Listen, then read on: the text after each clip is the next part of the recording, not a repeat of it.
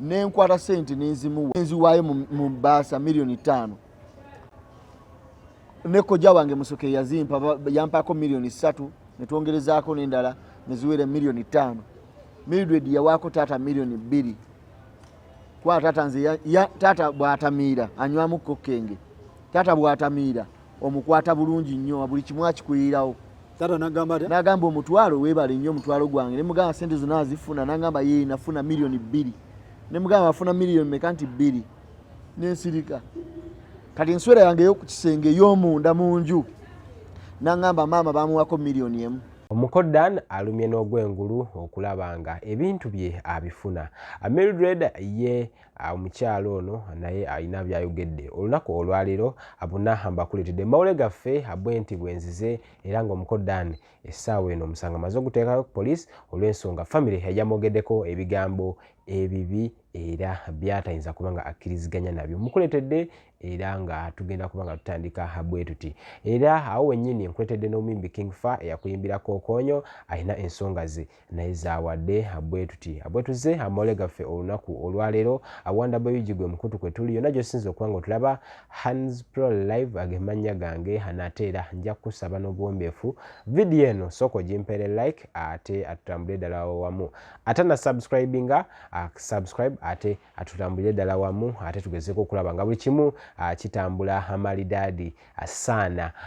Njagala kujjukiza Shadei Properties and Consultants abatunzi b'ettaka bano basangibwa Kawanda. Muganda wange abalina puloti okuva kakadde kamu yonna gy'osinzira okubanga owangala mu bitundu by'eggwanga ebyenjawulo basobola okubanga bakuwa ekyenjawulo. Balina estate empya enonnongayo eri wali Kawanda wesangibwa. Njagala odduka essaawa eno omukubiro omugambe nti mbirabye wali Kawanda boy $5,000,000 nusu lukumi lokka okuva mu Kawanda town kitegeeza obeerera ddala mu kibuga yonna gy'osinza okuba nga otulaba bano beekwate balina ne offices so si bakabalaza osobola okubanga obulamu obukyusa mu ngeri emu oba endala. Awo wennyini anja kukujjukiza omusomi w'edduwa Haji Miti asobola okubanga naye akuyamba ku bizibu byonna ebitatambula ddala bulungi mu bulamu bwo naye asobola okubanga akukwasaganya lwaki nedda obulamu ne bubanga butambulira ddala wamu. Olunaku olwaleero bwenti bwenzize emboozi etambula emboozi eya omukodan ono nga ye Dan Kavuma abazadde be gemanya ge bamutuuma.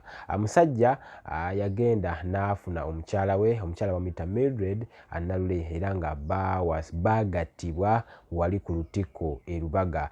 Ensonga zisajjuse olw'ensonga omukono ebintu bye abyagala oluvannyuma lw'omukyala okubanga yamuddukako n'agenda n'afuna omusajja omulala ate nga tibiise mu mateeka. Omukono agamba nti embaga eno yalimu obukodyo obulungi bw'atasobola kubanga ategeera mu ekyo ekiseera naye yamala n'abutegeera. Akamu ku bo kekka ke twatandise nako ng'atunyumiza nti omukyalo ono yakozesa ssente yamuggyako ssente mu lukujjukujju ogwali omutwalo gwa taata. Agamba nti taata yamugamba yafuna $2,000,000 ate nga ye omuwala we oba mukyala we Mildred ye yamusaba $5,000,000 eza taata. Agamba nti oluvannyuma lwa byonna okubanga bitambudde yabuuliriza era mu famire mwennyini mulimu omuntu eyamugamba nti taata yafuna $2,000,000 maama n'afuna akadde kamu then $2,000,000 mukyala wo n'aziddiza kitegeeza mukyala we yamubba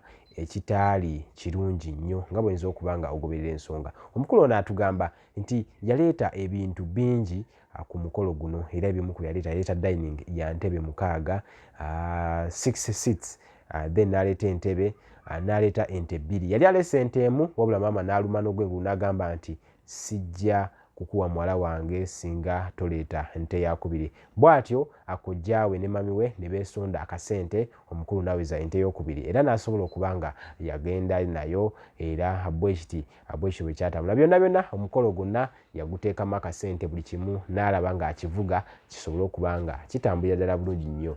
Naye embaga eyo wemaliriza baawangalako akabanga naye nga maama we y'omu ku nsonga maama omuwala y'omu ku nsonga lwaki ababiri bano tebawanga lw'ensonga atugamba mbu yakwatanga n'essimu n'amukubira mu budde bw'atalina mukubira mugeza yamukubirako lumu ssaawa 7 ez'ekiro.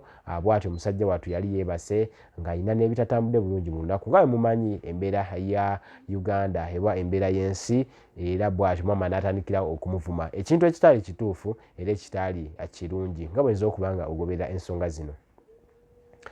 Omukodan era asitirwa atunyumiza nti bintu bingi nnyo byayinza okuba nga akoze mu bulamu bwe naye kino akyo kikyamususseeko era agamba okufa n'obutanyagwa bano balina omusasula nga Alien Skin bwe yagamba nti twagala ssente. Omukodan yagamba njagala bintu byange. Agamba nti bwe bimala okutambulayo batyo omwala ono okusinziira ku ndaba yange oba ne ku ntegeera oba ne ku mboozi Omukodan zanyumya omwala ono alabika yali tamwagala bulungi era oluvannyuma bw'atyo yagenda mu bufumbo obulala essaawa eno gy'ali era ne bawasibwa mu mateeka naye nga yali tavudde wa Mukodan nga amateeka bwe gagezaako okuba nga galambika. Nga bwe mumanyi obufumbo bwonna singa buba buteereddwako pen ne ku lupapula oba buba bufuuse official era ne mu kwawukana kirina kuba official naye nalwe bambi teyakisobola kubanga akikola era ye yagenda bugenzi mu bufumbo bulala. So Omukodan agamba ayagala divorce ayagala n'ebintu era tagenda kubanga akkiriza abano ababiri babe nga bamujooga.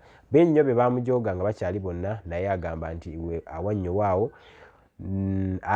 bagamba ava bagamba atava ku mulungi afa awoza bwe kiri mu mbulire mukaawo.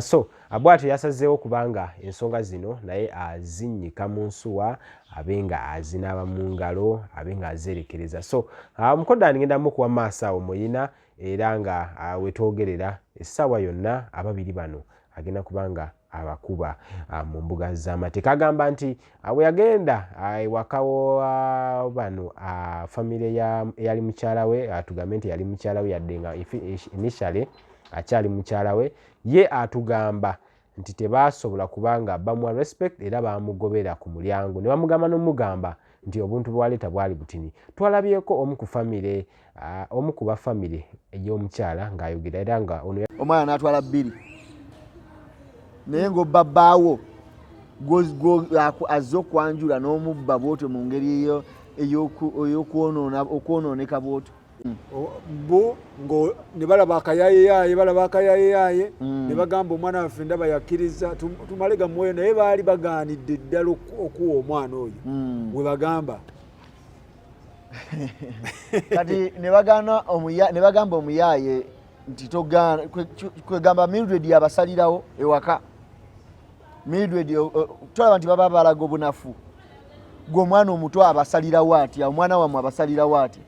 That's why era n'omwana era yaŋŋamba nti taata ne maama taata omutwalo ng'omutwalo ayagala $5,000,000 because omwana ye yazisalawo nakimanya luvannyuma.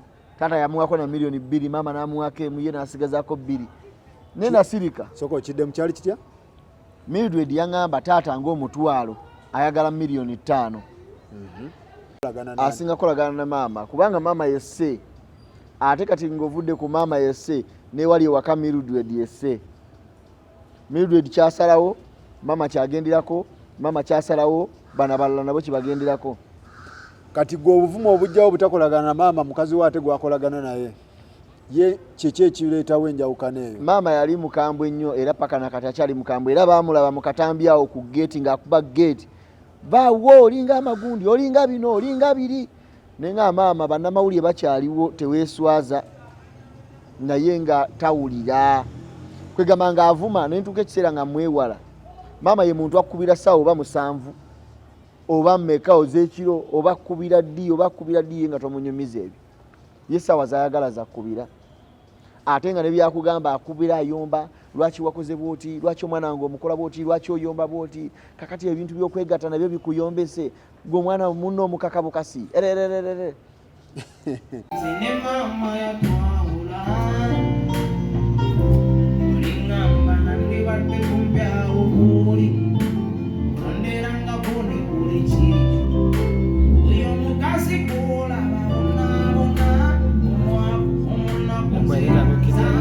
Yes, adala wamu. With me Anatera andi wano ku rehearsals ez'omukulu era nga essaawa yonna olunaku lwa Sunday buli muntu ali mu bitundu era gy'osinza okuba ng'owangaalira ku Gladys ya Paradise watugenda okuba nga tubeera omukulu gwendi naye era essaawa eno anjagala abe nga atubuuzaako ate atutambulire addala wamu ki ekiriwo. Yayami no bana muli mtya wanda boy you just straight up adisa wana niem Yayami no King Fa anya ene anya nya Jinika mama my child he said no I'm gonna be your best friend. Yes, me as I am as here as a rehearsal. Yeah, akitambula kitya kulamu muli mutya so far Katonda ndoza after tukute bulungi. Yeah, everything is going on well. Tuli mu rehearsal. Tuli ku final touches. mpaka eri sound okusobola okufuna wano. Nkuko no sound. Yeah. Okay. Yeah, tuli mu final touches and lero then nencha tugizo kukola makatono. Then nako December and then the date is on Sunday. This very Sunday. Yes, Saturday sawa kumacha olweggulo regular. Yes, but emisana tugenda bana bali mukuga bichi shegera yeah.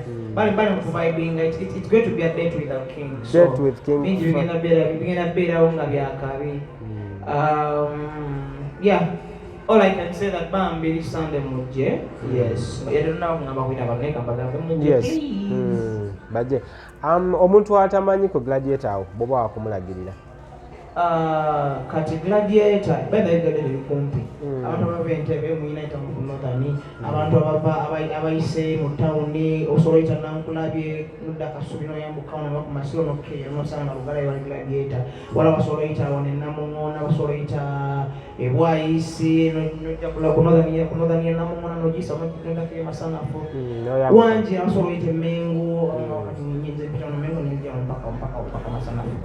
Anyway, just no lugala masana Gladiator jeri era tuli lugala tuli mchebuga wakati mu lubaga the vision Bambi siwala simasaka kama embeera ogisanze otya so far rehearsals zino zimanya okusumbwamu ku bayimbi because kigambibwa omuntu alina okuba nga amuyimbi nnyo era nga kiri so expensive kiri kitya ku side yo. It is really expensive and yes, chili hard. Band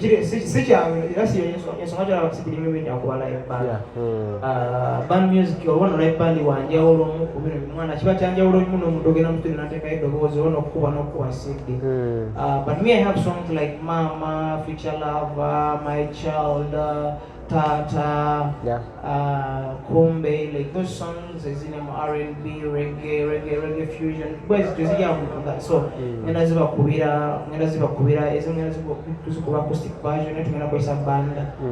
Yeah, me I can handle because nzikiriza anti mukama wabanga yagama nti you're this. Toli kibarasobola kola and I believe I can do anything as long as chitufu chokola. So I think this is the right kind of music we're talking no emphasizing what sort of Nigeria ngatemanya tewala kusola kwa live band. Awo wenyini njagala okubuuza ku omuntu alina ennyimba zo mu ssimu ye faaniwo kiki oyinza omugamba ekiyinza okuba nga kimuleeta kubanga ennyimba olwedde aziwuliza ate zogenda oyimba lwaki alina okwambala engatta gye ku Gladiator olunaku olw'Essande?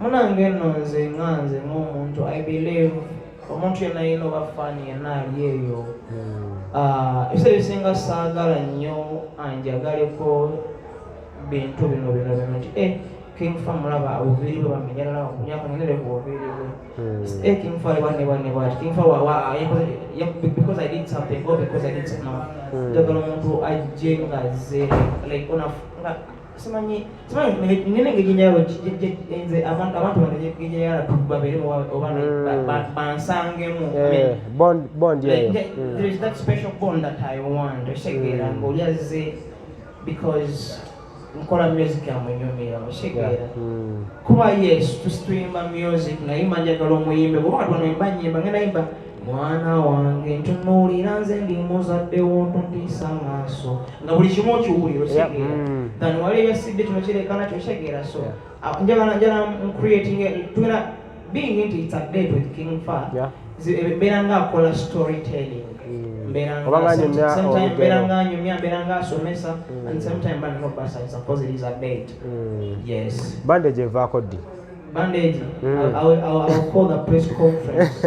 Ujja kuyita press conference bage bana ngenda kujjako bandage. Tonaona bulungi tiwona ajjako omutwe. Byonna katuwano wodire ekiwundo nakiteeka keddaga tosobola kusiba plasita ku nviiri oba nasibako bandage kali kasipondi kakwatire waye sente mmeka? Emitwalo gigenda beera nno ebiri giri ebiri teko za 500,000 then ninawo ne ordinary ya 10,000.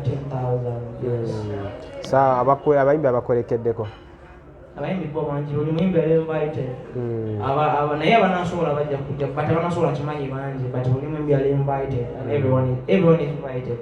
Yes, because this is a date so abanabeerawo in that time bana basobola okuyimba okwasaganyako abantu mpaka saa 5 kuba bali saa 5 ngera abantu ku stage. Yes, so abana basobola okuyimbako paka before that time then nebakyali bagala benanga bokolabo bajja beerawo abantu.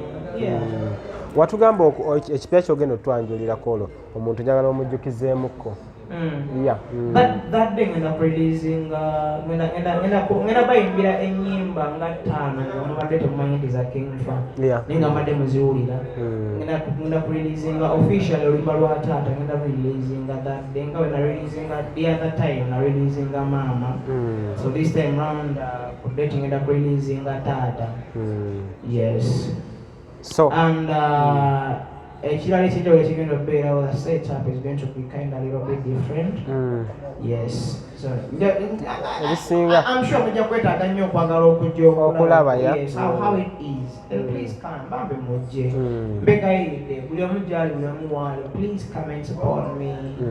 Yes, ebigambo bye bisembayo ebigambo byange ebisembayo sinayo kyamanyi kyenyinza bagamba oba kyenyinza bawa naye ekisinga kyenyinza okukola kubeebaza mwena abamanyi abanjagala abawulira music wange abamanyi King Fa yange abambeereddewo abanyambye abansabidde abampadde bempadde mwena buli omu mwena mbagala nnyo nange. May God bless you for me. Mwagale nnyo ensi yammwe, mwagale nnyo Katonda wammwe, mwagale n'abaana bammwe because omwana oyo yagenda okurepresentinga enkya ng'ovuddewo newonaba okyali mu bulamu yagenda okubawa n'abanga alina omulimu omulungi yagenda okukulabirira mu bukadde bw'oso. Mwagale nnyo n'abaana bammwe musomese eggwanga. I love you. Ku Sunday eno ka mujje tubeereko ku date ne Kabaka Fa. Thank you so much. Nituweza kwanga tusikawo Hands for Life. Bye bye.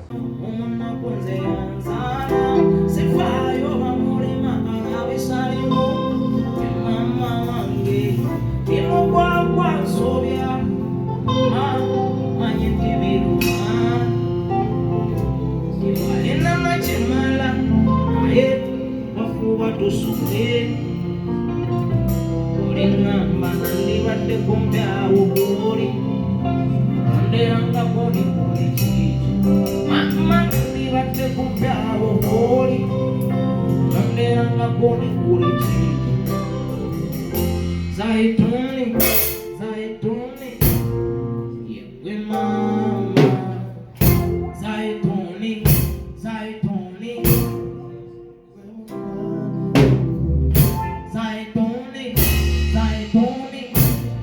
yewe mama